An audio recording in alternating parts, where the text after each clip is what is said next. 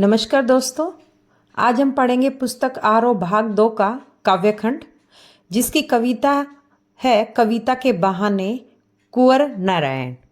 यह कविता कुंवर नारायण द्वारा लिखी गई है, जिसका पहला पैरा है। कविता एक उड़ान है चिड़िया के बहाने, कविता की उड़ान भला चिड़िया क्या जाने।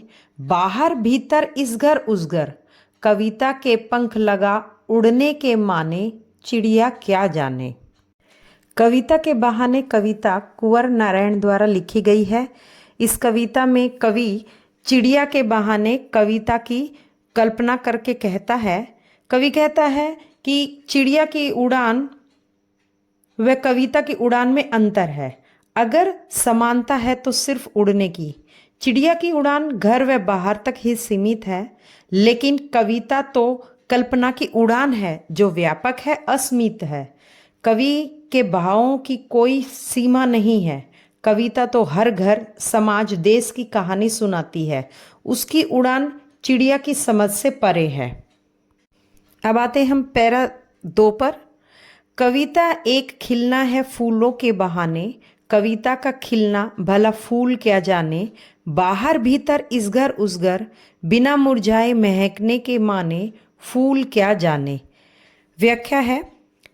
इस दूसरे पद्य भाग में कवि कहना चाहता है कि चिड़िया का स्थान फूलों को देकर कहता है कि कविता की रचना फूलों के बहाने हो सकती है।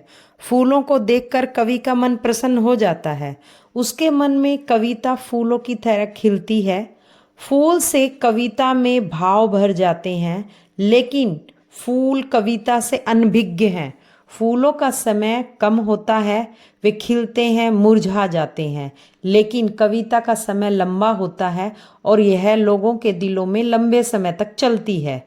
यह बात फूल नहीं जानता कि कविता के अंदर क्या है। अब हम आते हैं कविता के तीसरे पद्यांश पे।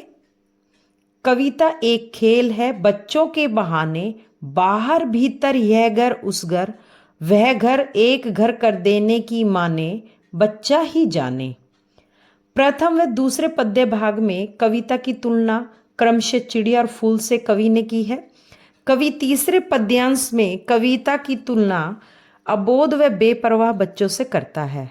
पिछले दोनों पद्यांशों में कविता समान नहीं है, लेकिन तीसरे पद्यांश में कविता बच्चों के समान है। कवि कहता है कि कविता बच्चों के खेल के समान है। जिस प्रकार बच्चे किसी भी तरीके से खेल खेलते हैं, उसी प्रकार कवि भी विभिन्न शब्दों के मेल से कविता की रचना करता है। बच्चा कहीं पर भी किसी भी तरह खेल सकता है, उसी प्रकार कविता भी कहीं पर भी और किसी भी चीज पर हो सकती है या हो जाती है। कविता बच्चों की तरह बेपरवाह है, उस पर कोई बंधन नहीं है। दोस्तों, आपको अगर मेरा वीडियो पसंद आ रहा है तो कृपया कमेंट सेक्शन में जाकर कमेंट करके मुझे बताएं कि ये वीडियो आपको कैसा लगा और मुझे किस विषय पर वीडियो बनानी चाहिए। धन्यवाद।